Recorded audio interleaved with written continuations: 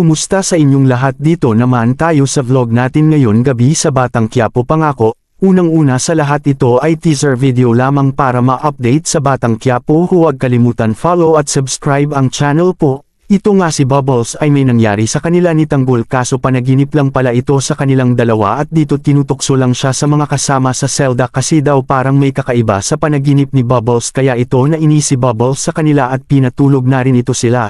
Dito si Owen ay nakamalay na at sinabi ng doktor na makalabas ka na rin pag okay ka na. Dito ay Vespers ng itim na Nazareno at naghandaan na ang magtao sa Quiapo at dito si Regger ay maaga nag-duty sa presinto. Dito ay naghanda na si Tess ng pagkain nito. Dito nakahanda na rin sila Don Marzang at Doña Nita para magbigay ng ayuda sa taga Quiapo nito at umalis na sila. Nagpaiwan si Monique. Dito ay gumising na sila David at Camille at dito kumain na sila ng umaga nito.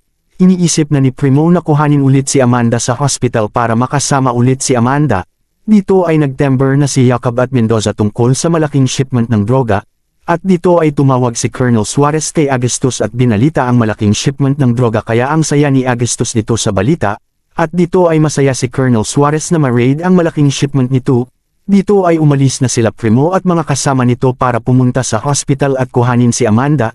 Si Regger ay pumunta sa presinto at mag-duty na at dito pinulong na ni Colonel Suarez ang magkasama niya at nagkaroon ng plano para makuha ng malaking shipment sa droga nito. At dito umalis na ito sila.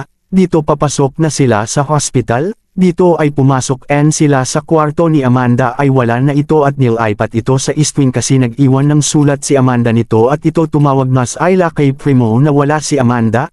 At dito ay nakaposa si Amanda sa loob ng kwarto dahil utos ito ni Augustus. At pinulong ni Augustus ang mga tao niya bantayan si Amanda na walang makapasok nito.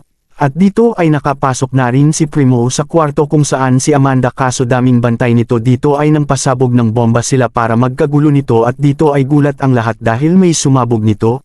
Kaya dito gumawa na sila ng paraan at si Amanda gusto nang makaalis nito. Abangan bukas sa Batang Quiapo. Huwag kalimutan follow at subscribe ang channel. Salamat po.